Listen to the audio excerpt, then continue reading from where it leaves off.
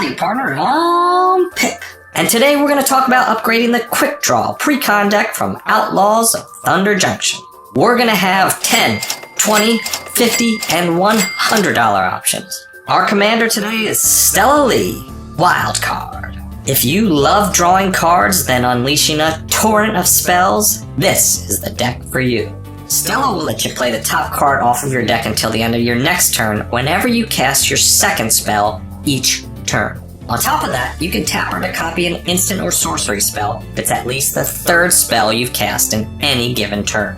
Our plan here is to cast a ton of spells and then copy the best one each turn, which means we will need a bunch of cheap spells and a handful of powerful ones. With all these spells flying around, we're going to want to have some cards that reduce the cost of spells, and some fellas that trigger when they see a spell.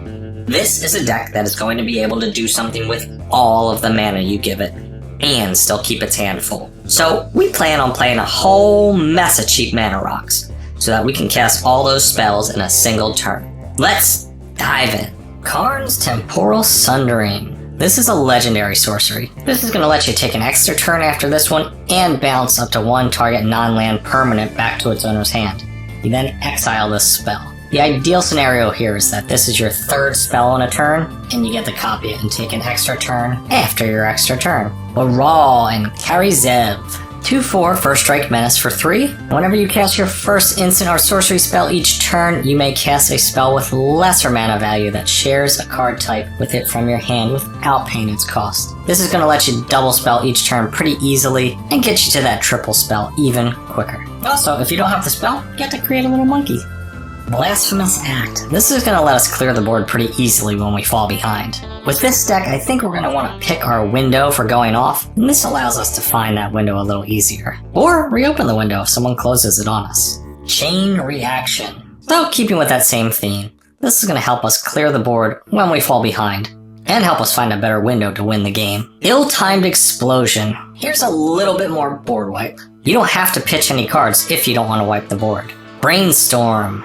We need cheap cantrips to make the deck work, and this is one of the best ones there is. If you're not familiar with this card, you should be. Keep your eyes out for ways to shuffle your deck if you put cards on top you don't think you're going to need anytime soon. High Tide. Till end of turn, all islands produce an additional blue mana when tapped for mana. Make sure you go for this cool old art when you pick this card up. I love this one. And be able to cast some of your biggest, most expensive spells as your coup de grace. Reach Through Mists. We just needed more cheap cantrips, and this one's about as basic as it gets. I opted for this one over Birthday Escape just because it's an instant, but feel free to switch out to Birthday Escape if you have one laying around. Refocus. Like I said, we need some cheap cantrips. This one also lets us untap our commander and use that ability again, which could end up being a whole heck of a lot of value. If our plan is to cast multiple spells in a turn, we're going to need a lot of mana, and we don't want to wait around for it by just playing lands. With all the card draw we're playing, we should have no problem finding cards and rocks as we dig through our deck. So I'm just going to read them off pretty quickly here. I'm sure you're familiar with most of them. And the ones that are a little less commonly used, I'll explain. Wayfarer's Bauble. This is going to allow us to pull a land out of our deck. Cold Steel Heart. 2 mana rock that enters tapped, and you can choose whichever color you think you're going to need more. Elwar Stone. Fire Diamond. Comes into the battlefield tapped and adds red mana. Mind Stone. Just in case we fall behind on card draw, this is going to give us an option to catch back up. Planar Atlas. This enters the battlefield tapped, and when it does enter, you look at the top 4, reveal up to 1 land card, and you can put it on top. If you're a little low on lands, this should help to make sure your next draw is a land. Sky Diamond.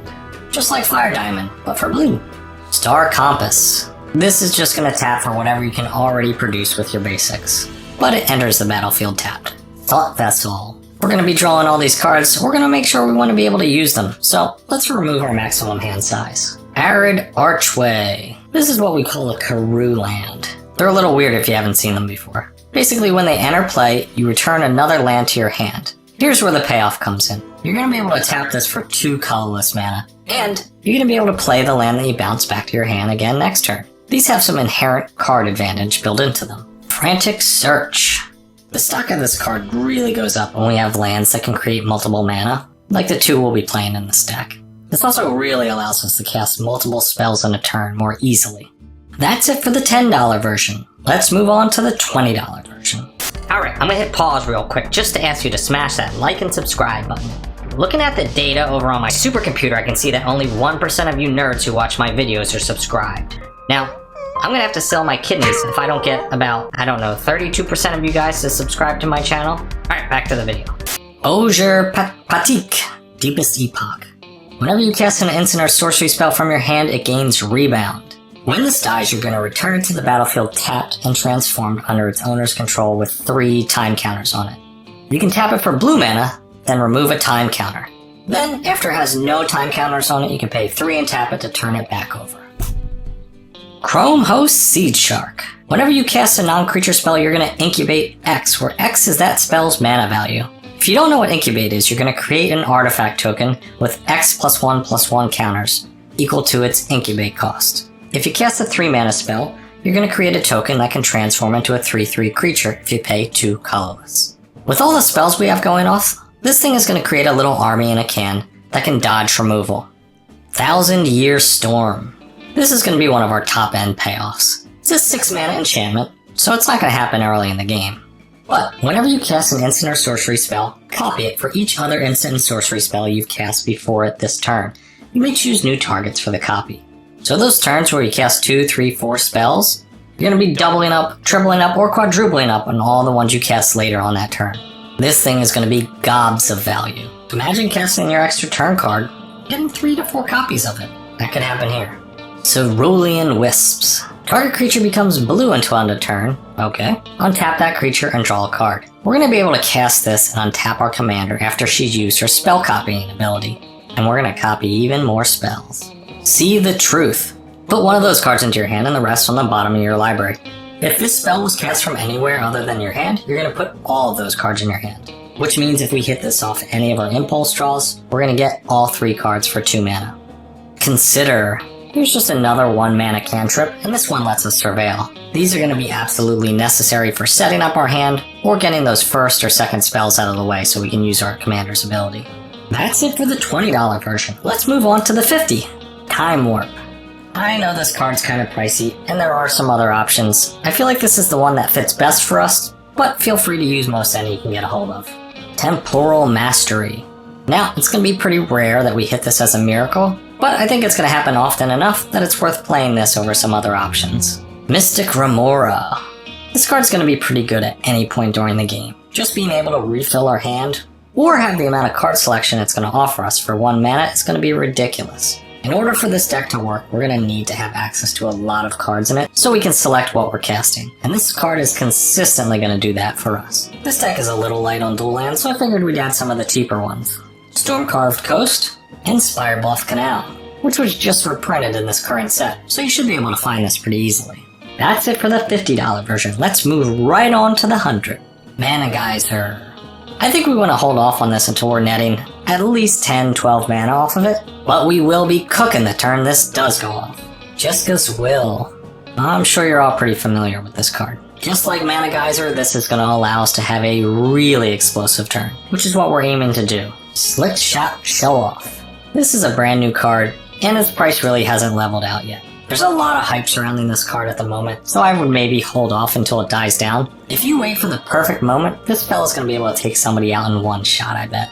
We're going to be adding a few more duels here just to up our consistency. Thundering Falls, which is going to allow you to surveil for 1 when it comes into play. And River Glide Pathway. This you can play on either side, producing red mana or blue mana, depending on what you need at the time. Now let's talk about the cards that are coming out. I'm going to break them down into 4 categories. Bad, meh, okay, and pretty good. Cards in the bad category you want to take out of your deck probably no matter what. Cards in the meh category aren't very good, but they're not the worst. If you feel like leaving them in, or you like the cards, go for it. Cards in the okay category, I could see leaving in a lot of versions of the deck. And cards in the pretty good category are pretty good. They were tough cuts for me, and you might not want to take them out. Starting with the bad category. Bloodthirsty Adversary. This is one of the more expensive reprints in the deck, but I don't think it really fits the goal of the deck. Terramander. As cute as this little fella is, I don't think it makes too much sense here. We're not really in the market for a moderately sized flyer. Kaza, Royal Chaser. We're not really a wizard deck. I guess reducing the cost of a spell by 1 or 2 is fine, but We have other things that do that, and I'd rather not tap somebody to do it. Finale of Revelation. We have plenty of ways to draw cards. I don't think we want to be spending X to do it, and I can't imagine we're ever really going to hit X equals 10. Radical Idea. This is just a cantrip, and we have some better options. Think Twice. Same thing as Radical Idea, there's just better, cheaper options for cantrips. Leyline Dowser. This card's just a little too slow for us, and it's not really on theme with everything else we're trying to do. Smoldering Stagecoach. While the ability is quite powerful, I think this is a little too expensive to cast, and we don't have enough bodies to activate it. That's it for the bad category. Let's move on to the meh category. Niv Mizzet Parun. This card is very powerful, but it's pretty expensive. And in a deck casting this many spells in a turn, we're not going to have too many windows to cast something this big. Windfall.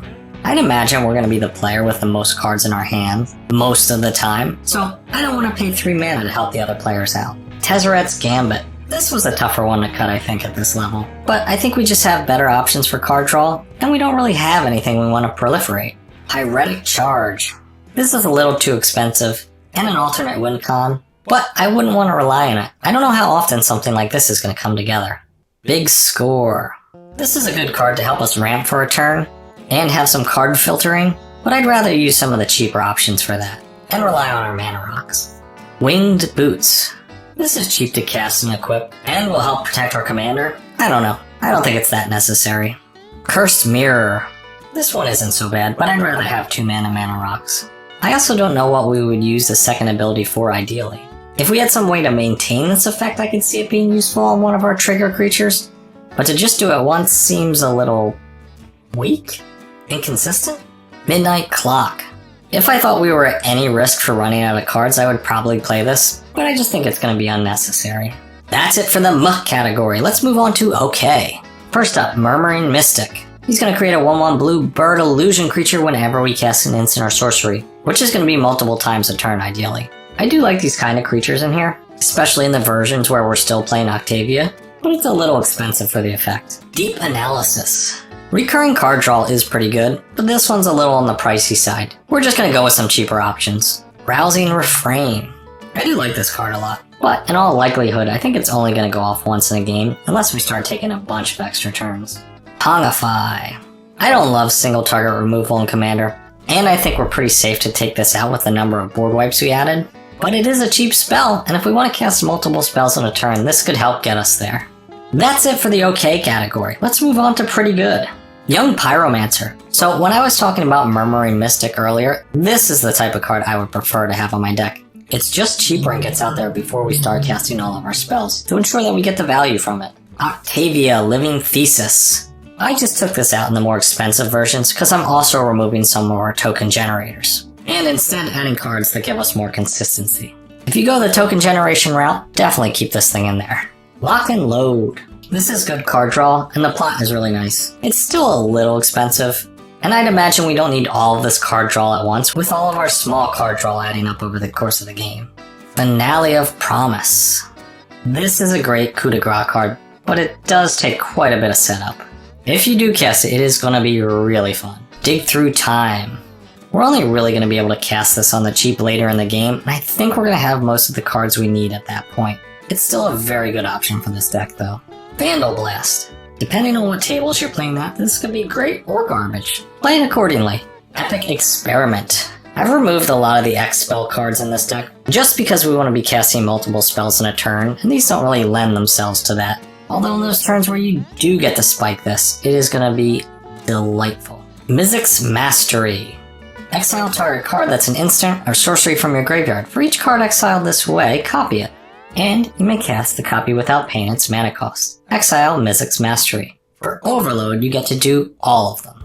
8 is a lot of mana, and 4 is a little bit too much to do it for 1. Like I said about Finale of Promise, this would be a super fun coup de grace. I've opted to lean on other spells for that, like Thousand Year Storm, but this one's pretty cool too. Baral's Expertise.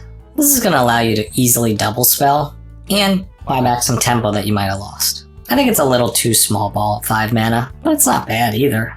So, that's it for the deck. I think it's pretty good out of the box, like I said before, and I think you can get it into amazing shape for less than $10. So, what'd you think of my upgrades? Do you like them? Am I an idiot? Let me know in the comments, and I'll see you in the next one.